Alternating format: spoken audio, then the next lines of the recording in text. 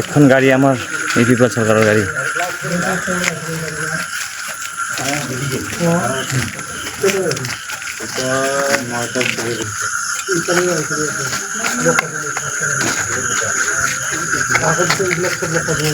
এটা ভাঙা নাই না, এটা আছে না?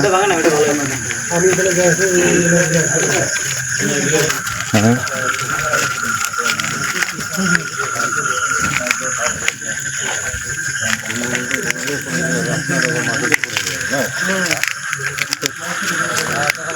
दुखुनांथावै मैया दनेश्वर गयारी बिथाङा 8 बाजि खावसेयाव रिंगायाव आसाम बिटिआर बर्डाराव मोनसे मिटिं खुंदोंमोन।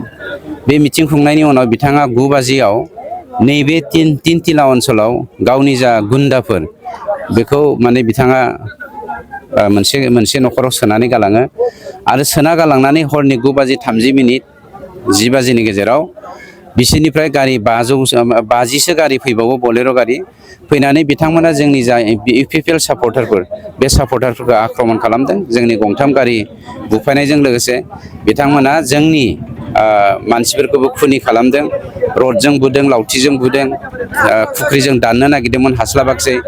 जियानो जायाथों दनेश्वरा जे गुन्दा फिसियो, हाग्रामाया जे सासे गुन्दा फिसियो आरो बिसोरनि केरेक्टारा जे गुन्दागिरि बन्दामि, बे बाथ्राखौ दिनै क्लियार जादों। मानोना बिटिसि हालामाव मानव गेदेर प्रमद बर' बिथांनि दैदेननायाव गासैबो जाति जनगोष्ठीखौ लानानै जोङो सान्ति गायसननायजों लोगोसे खौसेथि मोनसे जोङो बिटिआर समाज गायसननो हादों।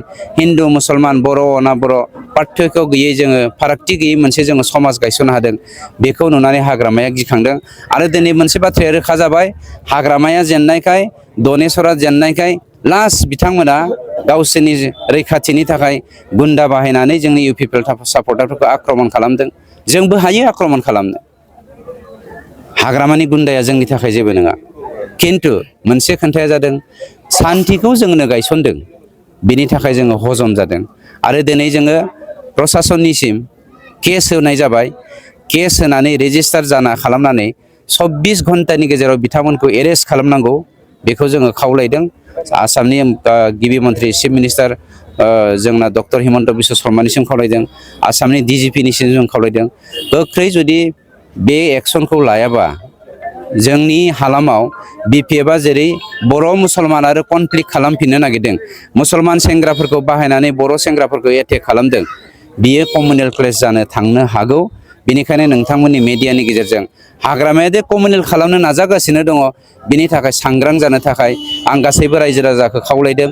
सान्तिनि थाखाय, खौसेथिनि थाखाय आरो जोंनि बिटिसिनि रैखाथिनि थाखाय, हिन्दु मुसलमान जय जय जानायनि थाखाय, जों खौसे जानायनि थाखाय आङो प्रसासनखौ खावलायदों नोंथांमोननि मेडियानि गेजेरजों।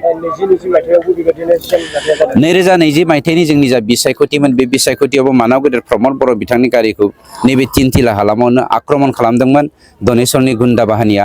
दनेश्वरा जे गावनो गुन्दा बेखौ मैया प्रमान होदों।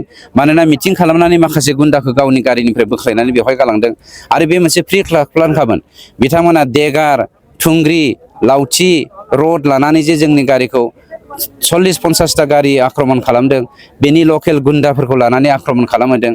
बे जोंनि थाखाय दुखुनांथाव बाथ्रा। जोंबो हायो, इटानि बेरेखायै जोंबो अन्थाइ बाहायनो हायो, खिन्थु जों बाहायनो नागिराखै, जों प्रसासनखौ नेगासिनो दङ।